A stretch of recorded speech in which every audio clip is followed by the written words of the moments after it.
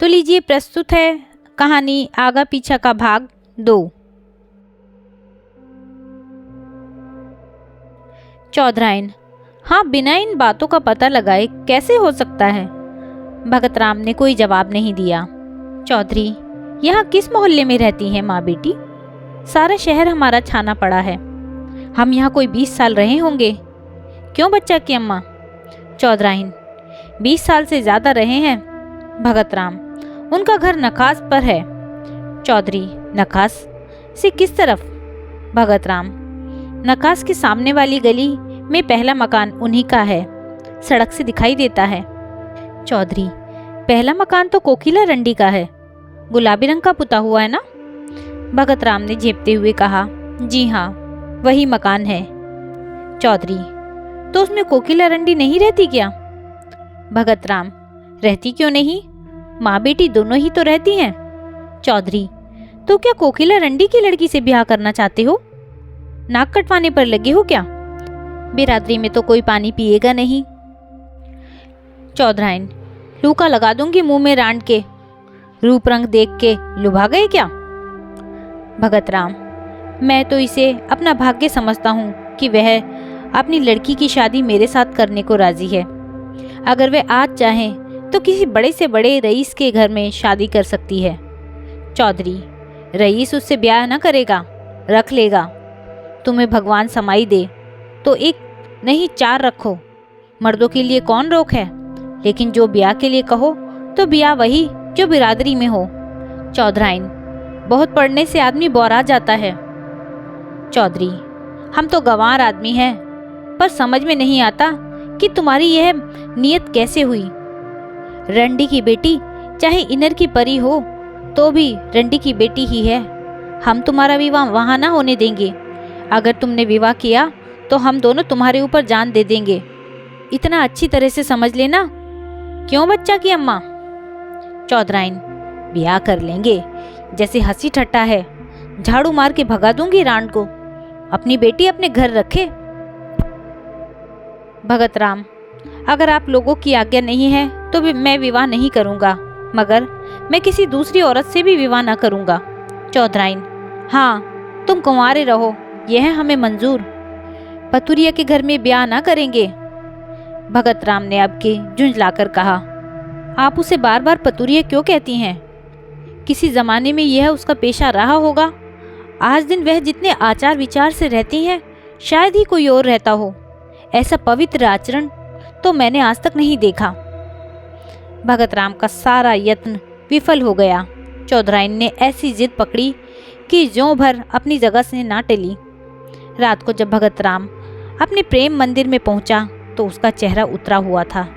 एक एक अंग से निराशा टपक रही थी। श्रद्धा रास्ता देखती हुई घबरा रही थी कि आज इतनी रात तक आए क्यों नहीं। उन्हें क्या मालूम कि मेरे दिल की क्या हालत हो रही है। यार दोस्तों से छुट्टी मिलेगी तो भूलकर इधर भी आ जाएंगे। कोकिला ने कहा, मैं तो तुमसे कह चुकी कि अब उनका वह मिजाज नहीं रहा, फिर भी तो तू नहीं मानती। आखिर इस टाल मटोल की कोई हद भी है। श्रद्धा ने दुखित होकर कहा, अम्मा जी, मैं आपसे 1000 बार विनय कर चुकी हूँ कि चाहे लौकिक रूप में कुमारी ही क्यों ना रहूं, लेकिन हृदय से उनकी ब्याहता हो चुकी। अगर ऐसा आदमी विश्वास करने के काबिल नहीं तो फिर नहीं जानती कि किस पर विश्वास किया जा सकता है। इसी समय भगत राम निराशा की मूर्ति बने हुए कमरे के भीतर आए। दोनों स्त्रियों ने उनकी ओर देखा। कोकिला की आंखों में शिकायत थी और श्रद्धा की आंखों में वेदना। कोकिला की आंखें कह रही थी, यह क्या तुम्हारे रंग ढंग है? श्रद्धा की आंखें कह रही थी, इतनी निर्दयता। भगत राम ने धीमे वेदनापूर्ण स्वर में कहा, आप लोगों को आज बहुत देर तक मेरी राह देखनी पड़ी, मगर मैं मजबूर था। घर में अम्मा और दादा आए हुए हैं, उन्हीं से बातें कर रहा था। कोकिला बोली, घर पर तो सब कुशल है ना? भगत राम ने सिर झुकाए हुए कहा, जी हाँ, सब कुशल है। मेरे विवाह का मसला पेश था। पुराने ख्याल के आदमी हैं, किसी तरह भी राजी नहीं होते। कोकिला का मुख तमतमा उठा। बोली, हाँ, क्यों राजी होंगे? हम लोग उनसे भी नीचे ना। लेकिन जब तुम उनकी इच्छा के दास थे तो तुम्हें उनसे पूछकर यहाँ आना जाना चाहिए था। इस तरह हमारा अपमान करके तुम्हें क्या मिला? यदि मुझे मालूम होता कि तुम अपने माँ बाप के इतने गुलाम हो तो यह नौबत काहे को आती। श्रद्धा ने देखा कि भगत राम की आंखों से आंसू गिर रहे हैं। विनीत भाव से बोली, अम्मा जी, माँ बाप की मर्जी का गुलाम होना कोई पाप नहीं है। अगर मैं आपकी उपेक्षा करूं तो क्या आपको दुख ना होगा? यही हाल उन लोगों का भी होगा।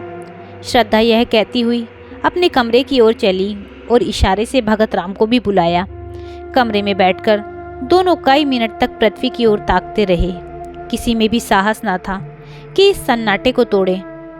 अंत में भगत राम ने पुरुषोचित वीरता से काम लिया और कहा, श्रद्धा, इस समय मेरे हृदय के भीतर तुमुल युद्ध हो रहा है। मैं शब्दों में अपनी दशा बयान नहीं कर सकता। जी चाहता है कि विष खाकर जान दे दूं। तुमसे अलग रहकर जीवित नहीं रह सकता, केवल तड़प सकता हूँ। मैंने न जाने उनकी कितनी खुशामद की, कितना रोया, कितना गिड़गिड़ाया, लेकिन दोनों अपनी बातों पर अड़े रहे। बार बार यही कहते रहे कि अगर यह ब्याह होगा तो हम दोनों तुम पर अपनी जान दे देंगे। उन्हें मेरी मौत मंजूर है, लेकिन तुम मेरे हृदय की रानी बनो, यह मंजूर नहीं। श्रद्धा ने सांत्वना देते हुए कहा, प्यारे, मुझसे उनका घृणा करना उचित है। पढ़े लिखे आदमियों में ही ऐसे कितने निकलेंगे, इसमें उनका कोई दोष नहीं। मैं सवेरे उनके दर्शन करने जाऊंगी। शायद मुझे देखकर उनका दिल पिघल जाए। मैं हर तरह से उनकी सेवा करूंगी, उनकी धोतियां धोऊंगी, उनके पैर दाबा करूंगी। मैं वह सब करूंगी जो उनकी मनचाही बहू करती। इसमें लज्जा की कौन सी बात है। उनके तलवे सहलाऊंगी, भजन गाकर सुनाऊंगी। मुझे बहुत से देहाती गीत आते हैं। अम्मा जी के सिर के सफ़ेद बाल चुनूंगी। मैं दया नहीं चाहती, मैं तो प्रेम की चेरी हूँ। तुम्हारे लिए मैं सब कुछ करूँगी, सब कुछ। भगत राम को ऐसा मालूम हुआ मानो उसकी आंखों की ज्योति बढ़ गई है अथवा शरीर में कोई दूसरी ज्योतिर्मय आत्मा आ गई है। उसके हृदय का सारा अनुराग, सारा विश्वास, सारी भक्ति आंखों में उमड़कर श्रद्धा के पैरों की ओर जाती हुई मालूम हुई। मानो किसी घर से नन्हे नन्हे लाल कपोल वाले, रेशमी कपड़ों वाले, घुंघराले बालों वाले बच्चे हंसते हुए निकलकर खेलने जा रहे हों। चौधरी और चौधराइन को शहर आए हुए 2 सप्ताह बीत गए। वे रोज जाने के लिए कमर कसते, लेकिन फिर रह जाते। श्रद्धा उन्हें जाने न देती। सवेरे जब उनकी आंखें खुलती तो श्रद्धा उनके स्नान के लिए पानी तपाती हुई होती। चौधरी को अपना हुक्का भरा हुआ मिलता। वे लोग जो ही नहाकर उठते, श्रद्धा उनकी धोती छांटने लगती। दोनों उसकी सेवा और अविरत परिश्रम देखकर दंग रह जाते। ऐसी सुंदर, ऐसी मधुभाषिणी, ऐसी हंसमुख और चतुर रमणी चौधरी ने इंस्पेक्टर साहब के घर में भी न देखी थी। चौधरी को वह देवी मालूम होती और चौधराइन को लक्ष्मी। दोनों श्रद्धा की सेवा और टहल व प्रेम पर आश्चर्य करते थे, किंतु तो भी कलंक और बिरादरी का प्रश्न उनके मुख पर मोहर लगाए हुए था। 15वें दिन जब श्रद्धा 10 बजे रात को अपने घर चली गई तो चौधरी ने चौधराइन से कहा, लड़की तो साक्षात लक्ष्मी है। चौधराइन, जब मेरी धोती छांटने लगती है तो मैं मारे लाज के कट जाती हूँ। हमारी तरह तो इसकी लौंडी होंगी। चौधरी, फिर क्या सलाह देती हो? अपनी बिरादरी में तो ऐसी सुघड़ लड़की मिलने की नहीं। चौधराइन, राम का नाम लेकर ब्याह करो, बहुत होगा, रोटी पड़ जाएगी। 5 बीसी में तो रोटी होती है, कौन 56 टके लगते हैं। पहले हमें शंका होती थी कि पतुरिया की लड़की न जाने कैसी हो, कैसी ना हो, पर अब सारी शंका मिट गई। चौधरी, जब बातें करती है तो मालूम होता है मुंह से फूल झड़ते हैं। चौधराइन, मैं तो उसकी अम्मा को बखानती हूँ, जिसकी कोख में ऐसी लक्ष्मी जन्मी। चौधरी, कल चलो, कोकिला से मिलकर सब ठीक ठाक कराएं। चौधराइन, मुझे तो उसके घर जाते शर्म लगती है। वह रानी बनी बैठी होगी, मैं तो उसकी लौंडी मालूम होंगी। चौधरी, तो फिर पाउडर मंगाकर मुंह में पोत लो, गोरी हो जाओगी। इंस्पेक्टर साहब की मेम भी तो रोज पाउडर लगाती थी। रंग तो सांवला था, पर जब पाउडर लगा लेती तो मुंह चमकने लगता था। चौधराइन, हंसी करोगी तो गाली दूंगी। हाँ, काली चमड़ी पर कोई रंग चढ़ता है? जो पाउडर चढ़ जाएगा, तुम तो सचमुच उसके चौकीदार लगोगे। चौधरी, तो कल मुंह अंधेरे चल दें? अगर कहीं श्रद्धा आ गई तो फिर गला न छोड़ेगी। बच्चा से कह देंगे कि पंडित से शायद मिति सब ठीक कर लें। फिर हंसकर कहा, उन्हें तो आप ही जल्दी होगी। चौधराइन भी पुराने दिन याद करके मुस्कुराने लगी। चौधरी और चौधराइन का मत पाकर कोकिला विवाह का आयोजन करने लगी। कपड़े बनवाए जाने लगे, बर्तनों की दुकानें छानी जाने लगी और गहनों के लिए सुनार के पास ऑर्डर जाने लगे। लेकिन न मालूम क्यों भगत राम के मुख पर प्रसन्नता का चिन्ह तक न था। श्रद्धा के यहाँ नित्य की भांति जाता, किंतु उदास, कुछ भूला हुआ सा बैठा रहता। घंटों आत्मविस्मृति की अवस्था में शून्य दृष्टि से आकाश अथवा पृथ्वी की ओर देखा करता। श्रद्धा उसे अपने कीमती कपड़े और जड़ाऊ गहने दिखलाती। उसके अंग प्रत्यंग से आशाओं की स्फूर्ति छलकी पड़ती थी। इस नशे में वह भगत राम की आंखों में छुपे हुए आंसुओं को न देख पाती थी। इधर चौधरी भी तैयारियां कर रहे थे। बार बार शहर आते और विवाह के सामान मोल ले जाते। भगत राम के स्वतंत्र विचार वाले मित्र उसके भाग्य पर ईर्ष्या करते थे। अप्सरा जैसी सुंदर स्त्री, कारों के खजाने जैसी दौलत दोनों साथ ही किसे मयस्सर होती हैं, किंतु वह जो मित्रों की ईर्ष्या, कोकिला की प्रसन्नता, श्रद्धा की मनोकामना और चौधरी और चौधराइन के आनंद का कारण था, छिप छिप कर रोता था। अपने जीवन से दुखी था। चिराग तले अंधेरा छाया हुआ था। इस छिपे हुए तूफान की किसी को भी खबर न थी जो उसके हृदय में हाहाकार मचा रहा था। जो जो विवाह का दिन समीप आता था, भगत राम की बनावटी उमंग भी ठंडी पड़ती जाती थी। जब 4 दिन रह गए तो उसे हल्का सा ज्वर आ गया। वह श्रद्धा के घर भी न जा सका। चौधरी और चौधराइन तथा अन्य बिरादरी के लोग भी आ पहुंचे थे, किंतु सब के सब विवाह की धुन में इतने मस्त थे कि किसी का भी ध्यान उसकी ओर न गया। दूसरे दिन जब वह घर से न निकला, श्रद्धा ने समझा कि विवाह की रीतियों से छुट्टी न मिली होगी। तीसरे दिन चौधराइन भगत राम को बुलाने गई तो देखा कि वह सहमी हुई विस्फारित आंखों से कमरे के एक कोने की ओर देखता हुआ दोनों हाथ सामने किए पीछे हट रहा है, मानो अपने को किसी वार से बचा रहा हो। चौधराइन ने घबराकर पूछा, बच्चा कैसा जी है? पीछे इस तरह क्यों चले जाते हो? यहाँ तो कोई नहीं है। भगत राम के मुख पर पागलों जैसी अचेतना थी। आंखों में भय छाया हुआ था। भीत स्वर में बोला, नहीं अम्मा जी, देखो वह श्रद्धा चली आ रही है, देखो। उसके दोनों हाथों में 2 काली नागिनें हैं। वह मुझे उन नागिनों से डसवाना चाहती है। अरे अम्मा, वह नजदीक आ गई। श्रद्धा, श्रद्धा, तुम मेरी जान की क्यों बैरिन हो गई? क्या मेरे असीम प्रेम का यही परिणाम है? मैं तो तुम्हारे चरणों पर बलि होने के लिए सदैव तत्पर था। इस जीवन का मूल्य ही क्या है? तुम इन नागिनों को दूर फेंक दो। मैं यहाँ तुम्हारे चरणों पर लेटकर यह जान तुम पर निछावर कर दूंगा। है, तुम ना मानोगी। यह कहकर वह चित्त गिर पड़ा। चौधराइन ने लपक कर चौधरी को बुलाया। दोनों ने भगत राम को उठाकर चारपाई पे लिटा दिया। चौधरी का ध्यान किसी आसेब की ओर गया। वह तुरंत ही लौंग और राख लेकर आसेब उतारने का आयोजन करने लगे। स्वयं मंत्र तंत्र में निपुण थे। भगत राम का सारा शरीर ठंडा था, किंतु सिर तवे की तरह तप रहा था। रात को भगत राम कई बार चौंक उठा। चौधरी ने हर बार मंत्रा फूंककर अपने ख्याल से आसेब को भगाया। चौधराइन ने कहा, कोई डॉक्टर क्यों नहीं बुलाते? शायद दवा से कुछ फायदा हो। कल ब्याह है और आज यह हाल। चौधरी ने निशंक भाव से कहा, डॉक्टर आकर क्या करेगा? वही पीपल वाले बाबा तो हैं। दवा तारू करना, उनसे और राग बढ़ाना है। रात जाने दो।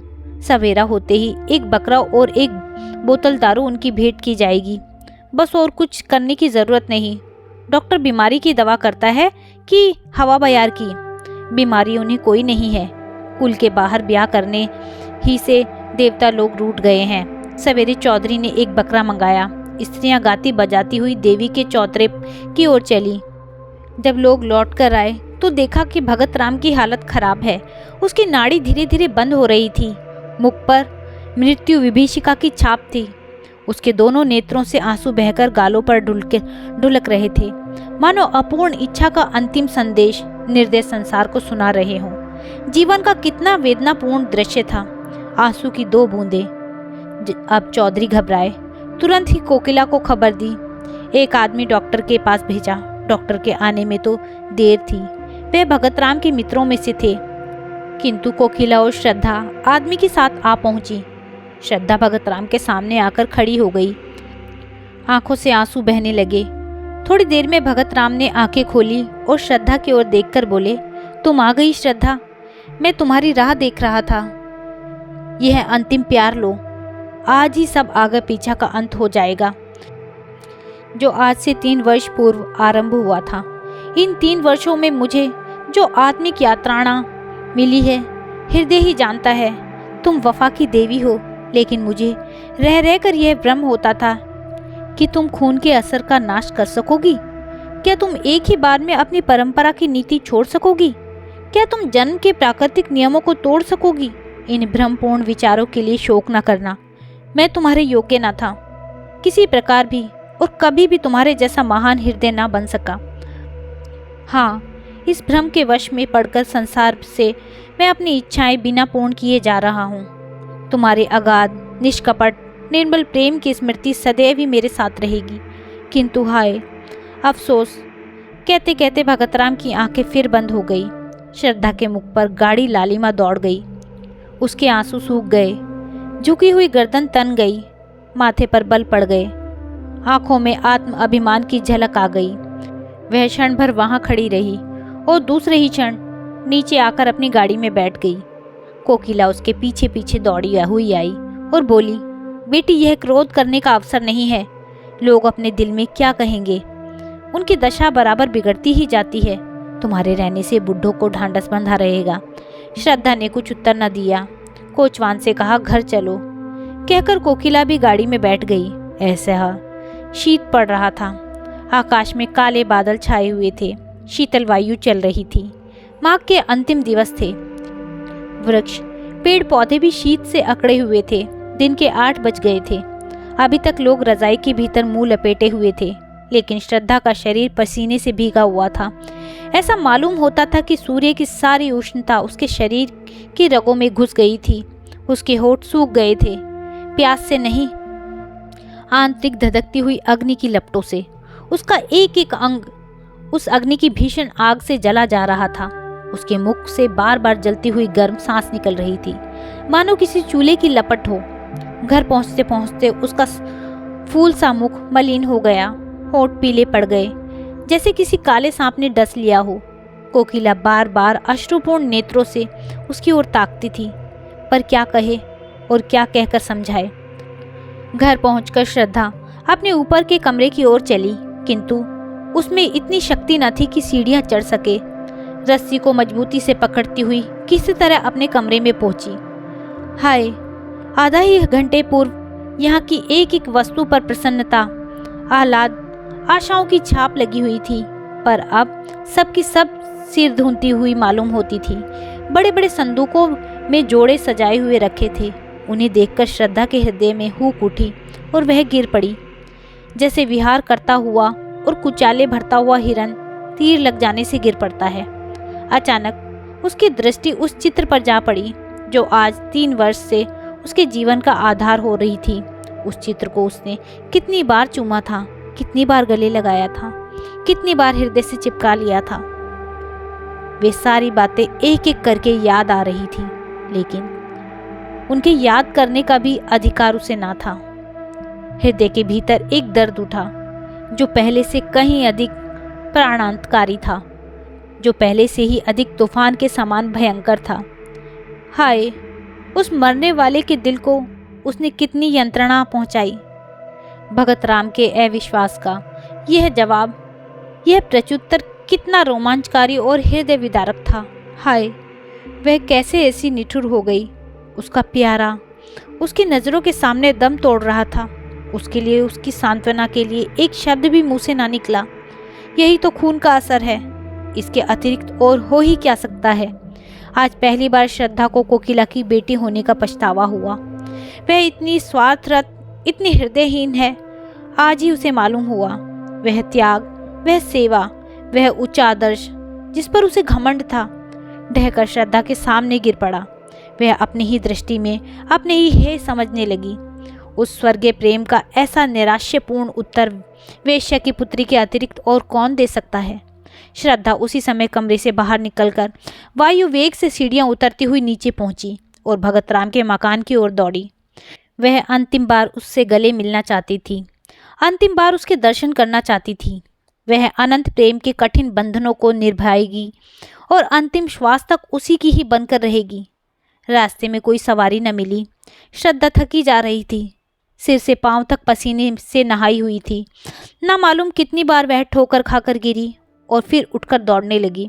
उसके घुटनों से रक्त निकल रहा था, साड़ी कई जगह से फट गई थी, मगर उस वक्त अपने तन बदन की सुध तक न थी।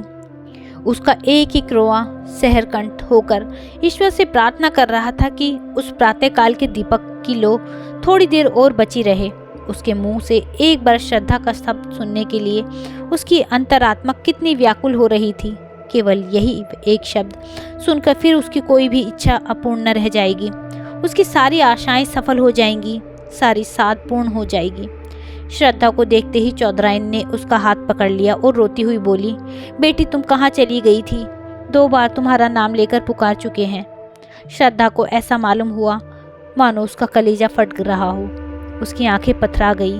उसे ऐसा मालूम होने लगा कि वह अगाध अथाह समुद्र की भंवर में पड़ गई है।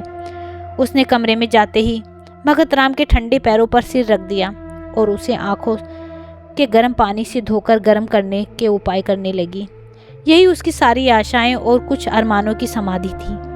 भगत राम ने आंखें खोलकर कहा, क्या तुम हो श्रद्धा?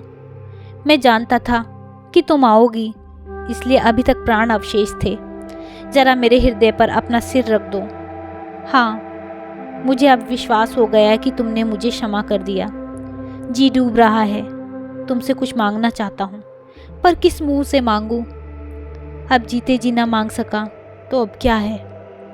हमारी अंतिम घड़ियाँ किसी अपूर्ण साध को अपने हिये के भीतर छिपाए हुए होती है। मृत्यु पहले ही हमारी सारी ईर्ष्या, सारा भेदभाव, सारा द्वेष नष्ट करती है। जिनकी सूरत से हमें घृणा होती है, उनसे फिर वही पुराना सौहार्द, पुरानी मैत्री करने के लिए, उनको गले लगाने के लिए हम उत्सुक हो जाते हैं। जो कुछ कर सकते थे ना कर सके, उसी की एक साध रह जाती है। भगत राम ने उखड़े हुए विषादपूर्ण स्वर में अपने प्रेम की पुनरावृत्ति श्रद्धा के सामने की। उस स्वर्गीय निधि को पाकर वह प्रसन्न हो सकता था, उसका उपयोग कर सकता था, किंतु हाय, आज वह जा रहा है अपूर्ण साधों की स्मृति लिए हुए। हाय रे अभागिन साध। श्रद्धा भगत राम के वक्षस्थल पर झुकी रो रही थी। भगत राम ने सिर उठाकर उसके मुरझाए हुए आंसुओं से धोए हुए स्वच्छ कपोलों को चूम लिया। मरती हुई साध की वह अंतिम हंसी थी। भगत राम ने अवरुद्ध कंठ से कहा, यह हमारा और तुम्हारा विवाह है श्रद्धा, यह मेरी अंतिम भेंट है। यह कहते हुए उसकी आंखें हमेशा के लिए बंद हो गई। साध भी मरकर गिर पड़ी। श्रद्धा की आंखें रोते रोते लाल हो रही थी। उसे ऐसा मालूम हुआ मानो भगत राम उसके सामने प्रेम आलिंगन का संकेत करते हुए मुस्कुरा रहे हैं। वह अपनी दशा, काल, स्थान सब भूल गई। जख्मी सिपाही अपनी जीत का समाचार पाकर अपना दर्द, अपनी पीड़ा भूल जाता है। क्षण भर के लिए मौत भी है हो जाती है। श्रद्धा का भी यही हाल हुआ। वह भी अपना जीवन प्रेम निठुर वेदी पर उत्सर्ग करने के लिए तैयार हो गई, जिस पर लैला और मजनू, शीरी और फरहाद नहीं, हजारों ने अपनी बलि चढ़ा दी। उसने चुंबन का उत्तर देते हुए कहा, प्यारे, मैं तुम्हारी हूँ और तुम्हारी ही रहूंगी। दोस्तों, यह थी कहानी आगा पीछा। आपको यह कहानी कैसी लगी मुझे कमेंट करके ज़रूर बताइएगा। यदि कहानी अच्छी लगी हो तो कहानी को लाइक कीजिएगा, शेयर कीजिएगा और मेरे चैनल को सब्सक्राइब करना ना भूलिएगा। कहानी पूरी सुनने के लिए बहुत बहुत धन्यवाद।